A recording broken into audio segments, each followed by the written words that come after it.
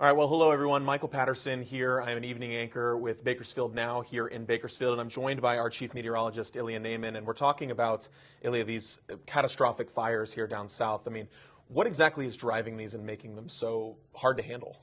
Well, so we know we have Santa Ana winds, and Santa Ana winds happen quite frequently, some years more than others, but this event in particular is nearly unprecedented. I'm not saying it's never happened before, but it does not happen that often, and that's we had the energy in the atmosphere, the upper level support that actually phased with the surface, the ground, and brought some of the strongest winds we've seen in the LA area in many years, possibly even decades. I want to show you guys exactly how it happened and what is still going on. So a couple days ago, we had this area of high pressure that was building in from the north and west, and it set up shop over Idaho and Utah. Had a low pressure zone, a little storm system came on from the north to the south, and that actually jumped and dived into Arizona. And as that occurred, the jet stream flew in from the north and the east, and that jet stream brought energy all the way down to the mountains, and those mountains, then, the way that our topography is built, brought that energy down to the surface being the valleys and the canyons and the passes, and even the coastal areas, and that translated to tremendously strong winds. And obviously, with a source of ignition being a fire, the fire spread incredibly fast and, unfortunately, devastatingly so. The strongest winds actually came from basically the Antelope Valley on through the San Fernando Valley and out across Malibu. That's where the Pacific Palisades fire is currently at, and it began in the Pacific Palisades. And other fires started shortly thereafter around Pasadena and Altadena, and that is fanned by the winds going out from the mountains to the north of LA, and the smoke is going out to sea many miles away. Well, and Ilya, I think that's the shocking thing, right? I mean, because a lot of people are seeing, I think we're now at 5 active CAL FIRE incidents and dozens of other spot fires around town. It's not necessarily because there's just a lot of ignitions, just the winds are driving these major fires across town.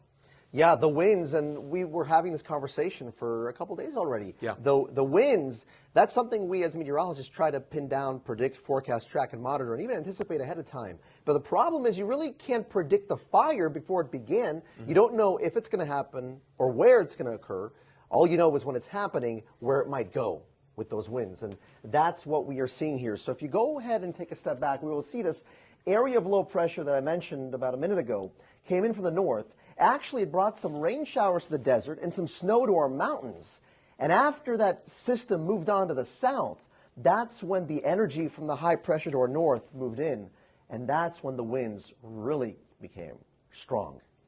Well, and would you say that's why it's so important to kind of heed when you hear these warnings, when viewers at home are hearing, high wind warnings? It may just seem like, oh, it's going to be a blustery day, but you never know. It could maybe turn into something like Exactly. So the National Weather Service breaks it down into several different categories. Advisories, which is like the low end.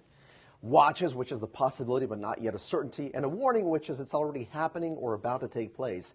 When the National Weather Service in Oxnard, California, went ahead and mentioned to the public, this is a particularly dangerous situation, life-threatening. That's the kind of words you don't ever see quite ever at all until this event. That was the first time I saw that kind of messaging from our local office in Oxnard. Yeah, obviously a very serious situation for sure. And obviously all of our thoughts are with, the tens of thousands of people who are evacuating right now down south. I'm sure you know people down in that area that are dealing with this on a personal level as well. On a very personal level. Being from that area myself, you can just, there's no words to describe. It's a very sobering reality because we're watching this weather before it happens and we're seeing it in real time, and then the after effects of when the weather phases with the fire. That's a whole different ballgame.